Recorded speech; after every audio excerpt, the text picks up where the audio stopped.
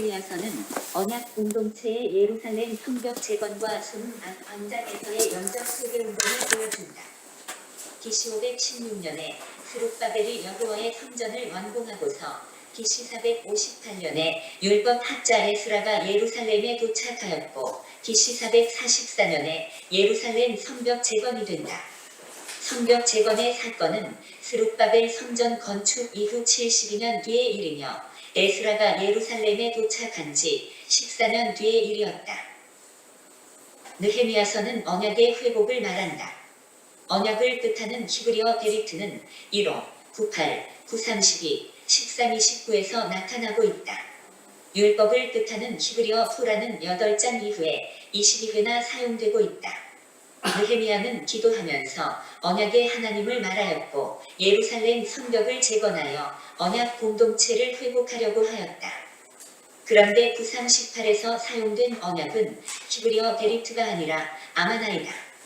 일반적으로 언약은 하나님과 그의 백성과의 관계를 말하는데 938에서 사용된 언약은 사람들 관계에서 이루어지는 일종의 서약을 뜻한다.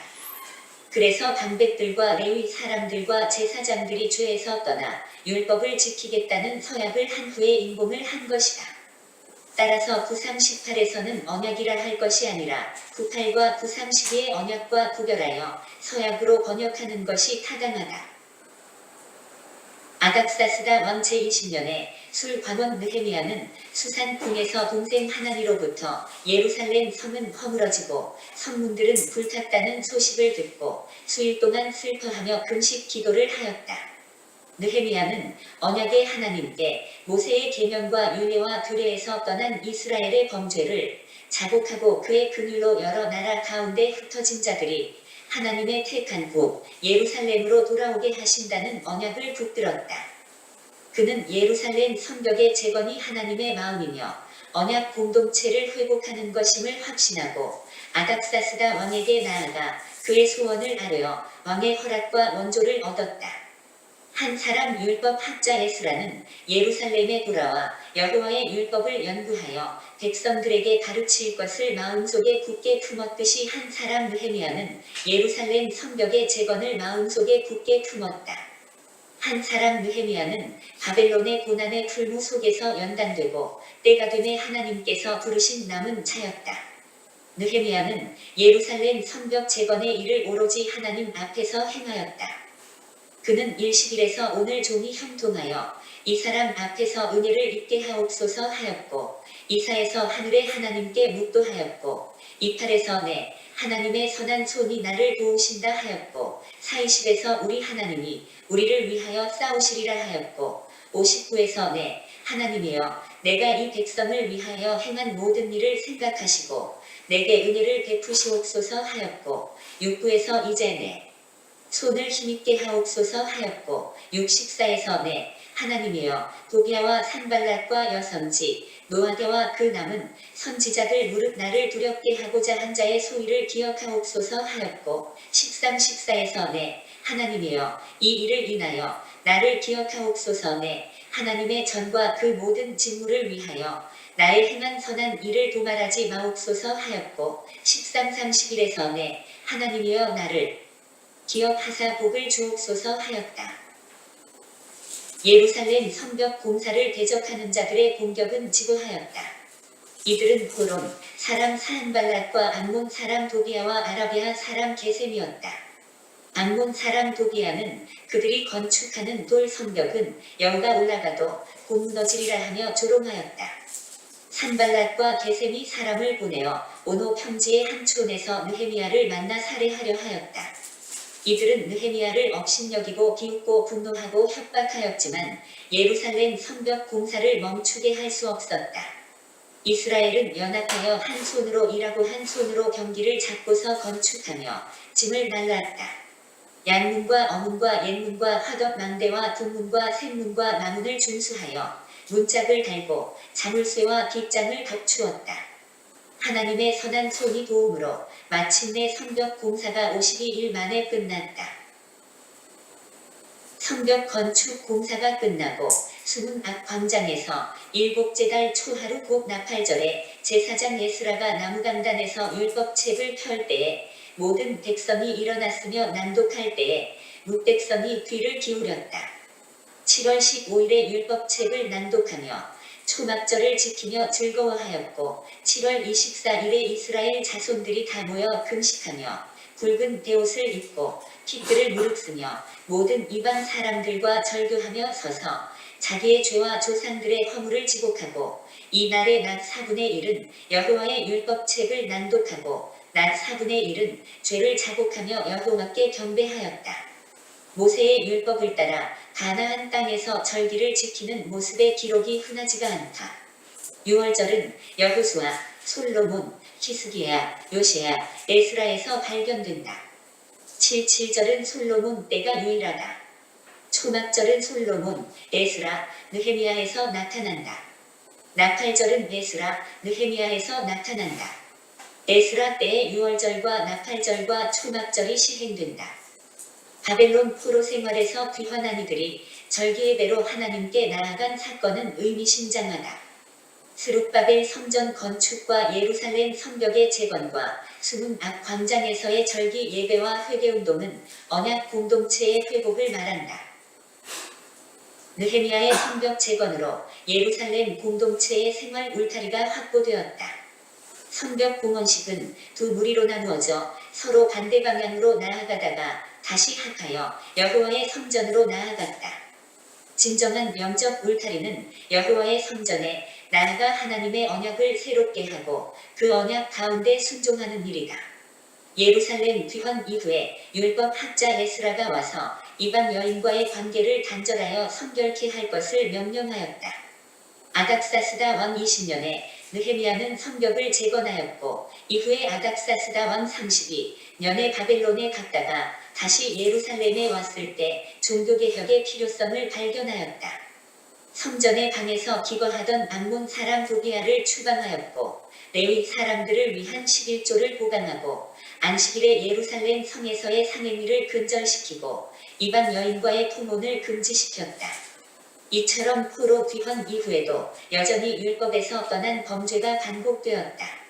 느헤미야서는 무엇보다도 계명과 규례와 율례와 율법 곧 하나님의 말씀을 경청하고서 회개하며 언약의 순종함이 영적 부흥의 열쇠이며 율법 준수에 반복하여 무너지는 언약 공동체의 예수의 빛이 비칠 때 비로소 진정한 부흥이 온다는 것을 암시하고 있다. 예, 느헤미야 총독이 이제 예루살렘의 성벽을 건축하는 내용을 담고 있습니다. 느헤미야라는 이 의미는 이제 여호와께서 위로하신다, 이런 의미가 있습니다. 그래서 예루살렘 성벽 재건을 통하여 하나님께서 이스라엘을 위로하시는 그런 흐름이라 할 수 있습니다. 그래서 이제 큰 내용은 이제 앞부분에 예루살렘 성벽을 재건하고 그 다음 제 후반부에는 수문 앞 광장에서 영적 부흥 운동을 전개하게 되어서는 크게 두 가지로 나눠집니다. 이런 이제 구조는 에스라서와 비슷합니다. 에스라서에도 성전을 이렇게 성전 건축 공사를 마치고 나서 또 부흥운동을 하게 되고 이제 그런 이제 느헤미야서도 동일하게 그런 패턴으로 이루어지게 됩니다. 그래서 이제 우리가 다시 한번 여기서 이제 연대기적으로 한번 짚어본다면 에레미야 선지자가 70년 이후에 바벨론 포로에서 돌아오리라 예언을 했는데 고레스 왕 원년 BC 538년에 고레스 칙령이 있어서 이제 예루살렘으로 바벨론 포로들이 귀환하게 되는 이런 이제 하나님의 은혜의 역사가 시작이 되어집니다. 그래서 이제 이 70년을 에레미야 선지자가 말한 바벨론 포로 기간 70년을 어떻게 해석해야 하느냐. 그래서 포로 시기를 기준으로 해가지고 고레스 왕의 칙령을 기준으로 BC 538년을 기준으로 하면 거기에 70을 더하면 608년도에 그래서 이제 BC 608년도에 1차 포로는 이제 예루살렘 멸망과는 관계없지만은 어쨌든 이제 바벨론으로 포로로 가는 그런 사건이 고전으로 이제 기록이 되어 있습니다. 그래서 이제 그렇게 포로 기간을 산정해서 70년을 계산하는 방법이 있고, 다른 하나는 이제 성전 멸망과 성전 재건, 예루살렘 여호와의 솔로몬 성전의 파괴와 또 스룹바벨 성전의 재건, 그 사이를 기간으로 해서, 그래서 이제 여호와의 성전이 솔로몬 성전이 파괴된 게 BC 586년이니까 거기에 70을 빼면 BC 516년에 스룹바벨 성전이 세워집니다. 그렇게 이제 70년을 계산한 방법이 있고요. 그리고 이제 고레스 왕의 칙령에 의해서 이제 스룹바벨 총독 스룹바벨이 이제 예루살렘으로 귀환합니다. 1차 귀환입니다. 이스라엘의 바벨론 포로로부터 1차 귀환이 BC 538년에 이루어집니다. 그리고 이제 약 80년 뒤에 이제 에스라 제사장, 학사 겸 제사장 에스라가 80년 뒤에 2차 포로 귀환, 이스라엘 백성들이 예루살렘으로 돌아오는 사건이 있게 되고, 그 다음 제 거기서 이제 14년 뒤에, 약 14년 뒤에 느헤미야 선지자가 3차 포로 귀환을 하게 됩니다. BC 444년에 그렇게 하게 되고, 그 다음 제 본문의 오늘 느헤미야의 내용은 BC 444년부터 약 한 12년 혹은 13년 그 기간의 그 내용들을 기록하고 있습니다. 우리가 이제 느헤미야서를 읽어보면 이제 술관은 느헤미야, 아닥바사 페르시아 아닥사스다 왕 제20년 20년에 느헤미야가 술관원으로 있었는데, 그래서 이제 소문을 듣습니다. 예루살렘 성이 허물어지고 성문들이 불탔다. 그래서 아마 여기서 예루살렘 성으로 되어 있는데, 예루살렘 성벽 이렇게 할 수 있겠다. 예루살렘 성벽이 허물어지고 성문들은 불탔다. 이런 이제 이야기를 듣고, 그래서 이제 수일 동안 슬퍼하며 하나님 앞에 금식 기도하는 장면이 나타납니다. 그래서 참 느헤미야가 참으로 위대하지 않습니까? 자기 자신의 일은 아닙니다. 느헤미야 자신은 이제 술관으로, 쉽게 말하면 이제 고위 공무원으로, 외국 나라 페르시아의 고위 공무원, 오늘날 말하면 청와대의 직원으로 있는 그런 이제 고위 공무원이었는데, 내 한 몸 살아가는데 부족함이 없고 편하게 살고 있지만은, 그러나 이제 이런 하나님의 백성 이스라엘 나라 예루살렘 성벽이 무너졌는데 아무도 보수하지 않고, 성문들이 불탔는데 아무도 세우지 않고 이렇게 방치되고 있는 이런 소문을 들으니까 너무 마음이 아팠습니다. 그래서 이제 왕에게 이야기를 하고, 그래서 예루살렘으로 돌아오게 되어지는 이런 장면이 이제 앞부분에 있습니다. 정말로 오늘 우리에게도 이와 같은 태도가 필요하지 않나. 하나님의 교회, 하나님의 나라, 그래서 이제 형편을 생각하면서 오늘날 교회들이 이 모양 저 모양 어려운 중에 있습니다. 그래서 이제 우리는 정말로 교회의 아픔을 나의 아픔으로 생각하고, 교회의 어떤 부흥을 간절히 또 사모하고 눈물을 흘리며 기도하며, 참 이런 태도가 우리의 삶 가운데 필요할 줄로 믿습니다.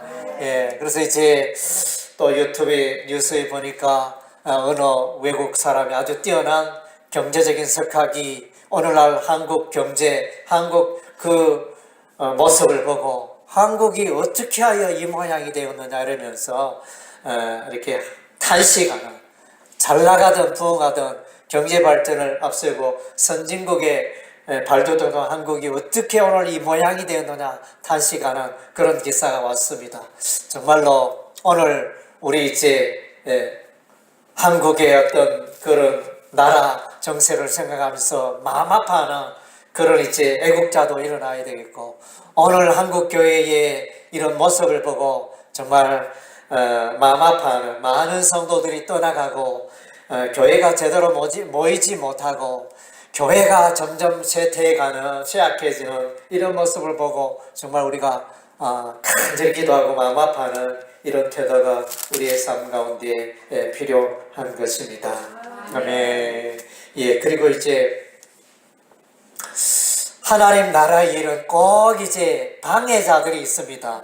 예, 그래서 서룹바벨을 중심으로 대제사장 예수아를 중심으로 서룹바벨 성전을 여호와의 성전을 건축할 때도 방해하는 세력이 있었고, 또 예루살렘 성벽을 건축하는데도 보니까 세우는데 또 방해하는 무리 호론 사람 산발랏, 암몬 사람 도비야, 아라비아 사람 게셈, 이런 사람들이 일어났어. 너희가 무슨 일을 하려는가 이러면서 저지하게 하고 위협을 하고 하는 이제 장면이 나타납니다.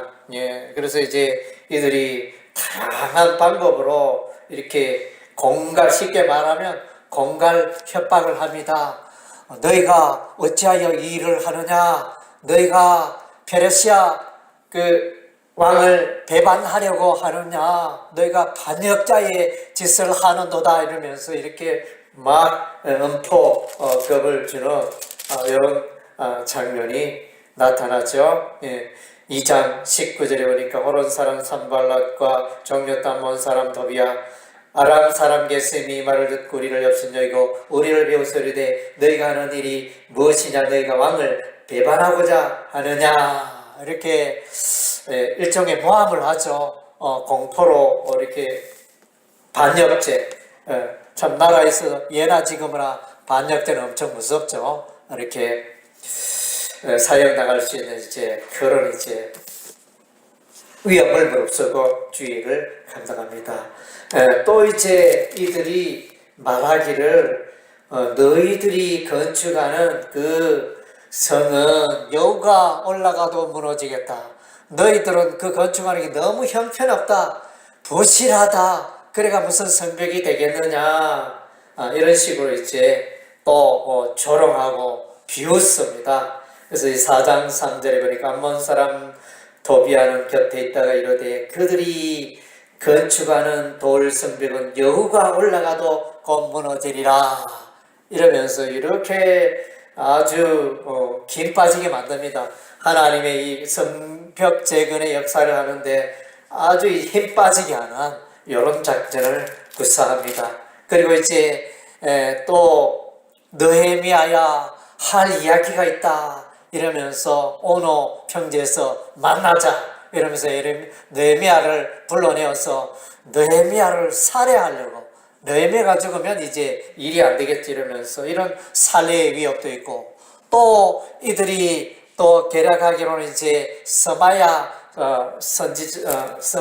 선지자를 통하여 그들에게 느헤미야라는 살해 위협이 있으니 성전의 외소에 뭐 창고 같은데 숨어 있거라 이러면서, 그래서 이 밤에 당신을 죽이려고 누군가가 올 수도 있으니 숨어라 이러면서 이것도 거짓말을 퍼뜨리고 위협하고 공갈 협박하는 이런 위협. 그럼에도 불구하고 하나님께서 함께 하시니 이 예루살렘 성벽 건축 공사가 52일 만에 하나님의 은혜로 완성이 되어집니다. 네, 아멘. 예, 그리고 이제 여기서 우리가 이제 느헤미야 이 일을 예루살렘 성벽 건축 공사 일을 통하여 특징적인 것은 이제 온 이스라엘 백성들이 일어나서 연합하여 팀워크를 하여 성벽을 세웠다는 것입니다. 예, 구간별로 A 구간, B 구간, C 구간, 네, A, B, C, D, E 이렇게 여러 구간을 설정해 가지고 구간에서 여러 이스라엘 백성들 지파들이 마을 사람들이 일어나서 이제 이 성벽을 건축하는 이제 아름다운 장면이 일어납니다.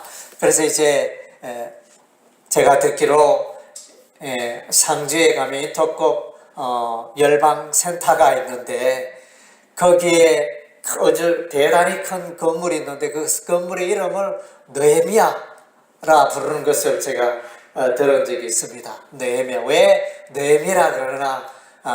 그래서 이제 여러 그 이제 성도들이 또 인터컵 회원들이 힘을 합하여 십시일반 이렇게 힘을 합하여 그 건물을 이렇게 세웠기 때문에 느헤미야라 이렇게 이름을 지었다는 것을 들었습니다. 그래서 이제 하나님 나라의 이름, 교회도 마찬가지도 교회도 이제 교회에 여러 직분자를 세우는 이유는 집사를 세우고 권사를 세우고 장로를 세우고 전도사를 세우고 권사를 세우고 목사를 세우는 이유는 하나님 나라에 이렇게 교회를 세우기 위한 직분이죠. 그래서 하나님께서도 사도를 세우시고 또 목사를 세우시고 교사를 세우시고 전도자를 세우시고 교사를 세우시고 하는 것은 이제 하나님 나라 교회를 세우기 위하여 그런 다양한 은사 직분을 가진 자들을 이제 불러 모아서 하나님 나라의 일을 하게 하는 것입니다. 그래서 느헤미야서는 그런 연합 협력하여 하나님 나라의 일을 하는 이 모습을 우리에게 잘 보여주고 있습니다. 그리고 이제 에스라가 등장합니다. 그래서 이제 이스라엘 온 백성이 수문 앞 광장에 모여서 오전에는 새벽부터 저녁까지는 이제 회개하고 회개 기도를 하고 또 하나님의 말씀을 듣고 하는 이제 이런 시간을 가졌습니다. 그래서 이들이 하나님 앞에서 이와 같이 영적 회개 운동을 합니다. 하나님 앞에 회개 운동을 한다는 것은 이제 하나님의 말씀 앞에 서는 것을 봐요.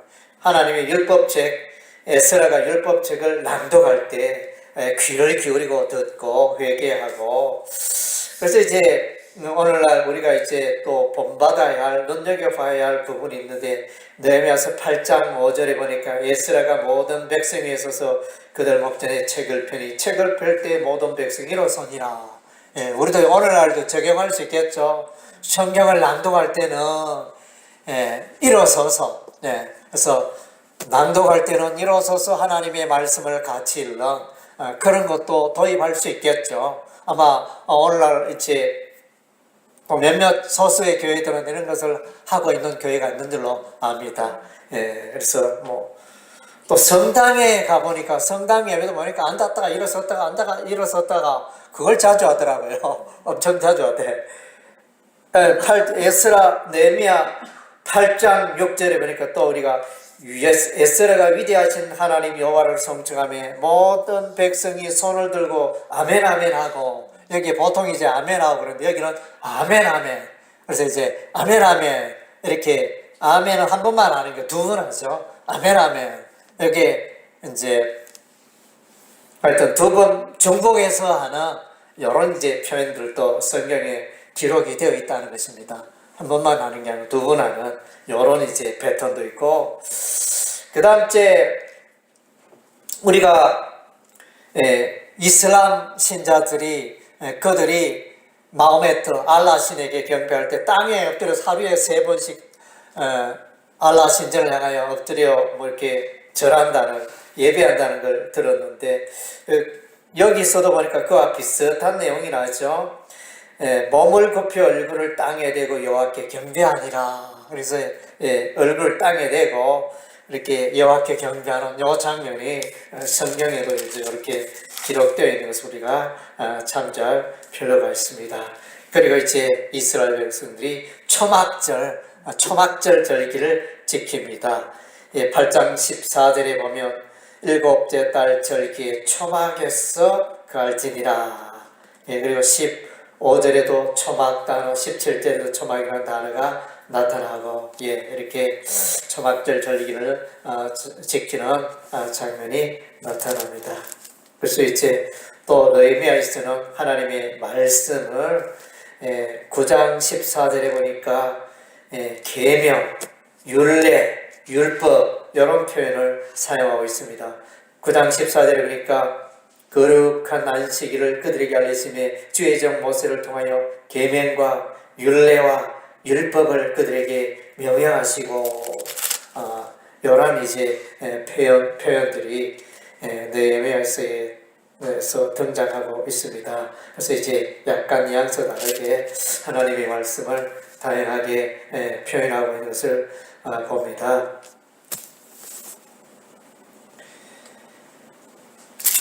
그리고 이제 초막절을 지키고 또 안식일을 지키고 느헤미야에서는 안식일을 강조합니다. 안식일날 성전문을 닫아라. 안식일날 장사하지 못하게 하라. 안식일 강조하고 또 11조도 강조합니다. 누가 11조가 어디 있느냐, 성경에 11조 강조한 게 어디 있느냐 이런 식으로만 이야기하는데 느헤미야서는 이제 11조에 관한 표현을 많이 말씀하고 있습니다. 13장 5절에 보니까 도비아를 위하여 한 큰 방을 만들었으니 그 방은 원래 소재물 위안과 그릇과 레위 사람들과 노래하는 날 문지기들에게 11조로 주는 곡물과 새 포도주 기름 제사장들에게 주는 거죠. 그래서 이제 11조라는 단어가 이제 나타나고 있습니다. 그래서 이제 안식일을 또 새롭게 하고 11조 단어는 10장 37절에도 나타남이죠. 또 처음 익은 밀에 가루와 거제물과 각종 과목의 열매와 새 포도주 기름을 제사장들에게 가져다가 우리 하나님의 전에 여러 방에 두고 또 우리 산물의 11조를 레위 사람들이 주리라 했더니 레위 사람들은 우리의 모든 성읍에서 산물의 11조를 받는 자이라. 11조 38절은 레위 사람들이 11조를 받을 때 11조죠. 다음에 그 중간에 뒤에 보니까 레위 사람들은 그 11조의 10분의 1을 11조의 11조를 드리는 장면도 나오고 그래서 이제 11조가 강조가 되어 있고 안식일이 강조되어 있고 초막절이 강조가 되어 있는 장면을 우리가 느헤미야에서 발견합니다. 그리고 이제 예루살렘 성벽이 건축을 하면서 문들이 많이 등장합니다. 예루살렘 성벽을 건축한 양문이 등장합니다. 양문이 뭐냐?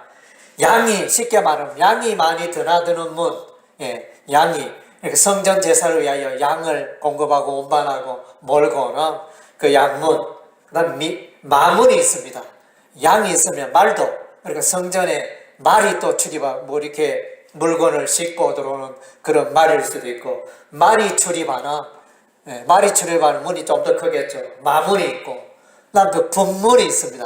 분문은 뭐냐면 쓰레기, 성전에서 나오는 쓰레기를 배출하는 문.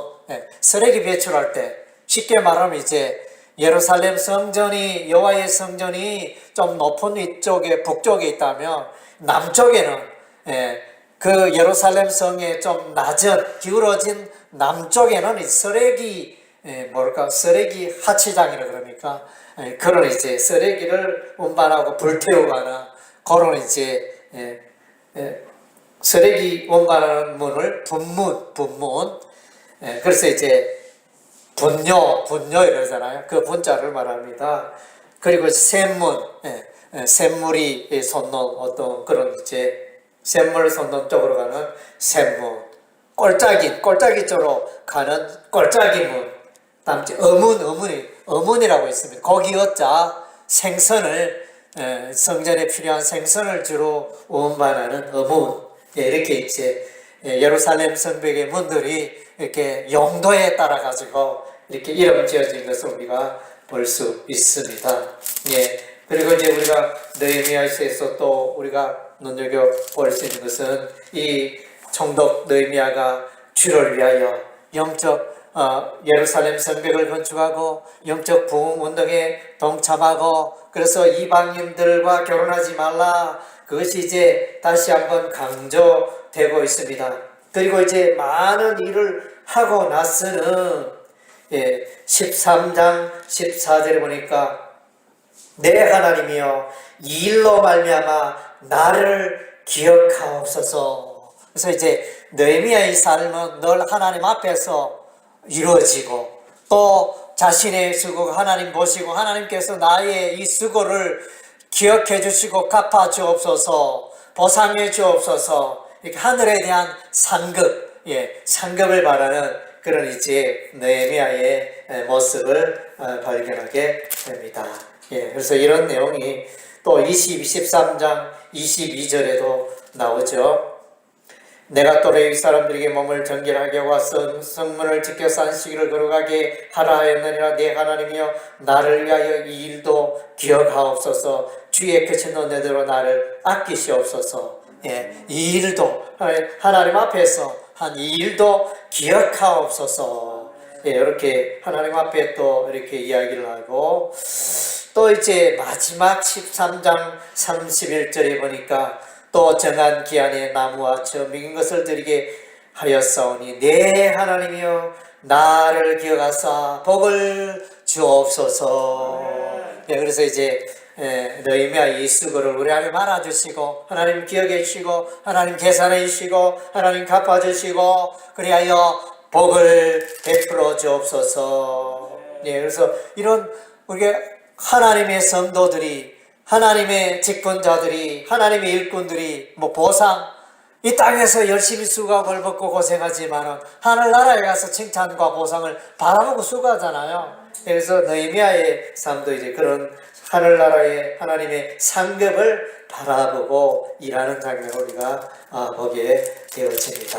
그래서 이제 에스라서와 느헤미야서 여호와의 성전을 건축하고 또 예루살렘 성벽을 건축하고 그래서 영적 부흥으로 나아가고 결국은 이제 뭡니까 우리의 신앙생활에서 하나님의 말씀 앞으로 달려가는 겁니다. 그래서 율법책을 돌아보고 여호와의 율법과 율례와 계명 가운데 나의 삶을 돌아보고 내 삶에 잘못된 부분이 있으면 수정하고 회개하고 돌이키는 이런 장면들이 이제 느헤미야서와 에스라서에 나타나고 있음을 보게 됩니다. 아멘. 여러분의 삶 가운데도 우리의 삶 가운데도 이러한 에스라 시대, 느헤미야 시대처럼 영적 부흥이 있어야 할 줄로 믿습니다. 할렐루야. 아멘. 그리고 또한 이제 느헤미야 삶 가운데 우리가 또 짚고는 느헤미야 삶의 삶의 본을 볼 수 있는 기도의 삶의 본을 보이고 또 이래 보면 오늘날 말하면 사렙이 그것을 받지 않는 장면을 우리가 발견하게 됩니다. 느헤미야는 이제 마땅히 받아야 할 사렙을 받지 않고 일하는 그런 장면을 고백하고 있습니다. 느헤미야 5장 14절에 보니까 또한 유다 땅 총독으로 세움을 받은 때 곧 아닥사스도 왕 제20년부터 제32년까지 12년 동안은 나와 내 형제들이 총독의 녹을 먹지 아니하였다. 마땅히 이제 봉급, 직분에 대한 봉급을 받아야 하는데 이것을 마다하고 이렇게 하여튼 봉사하고 섬기는 느헤미야의 이런 또 모습을 장점 우리가 발견하게 됩니다.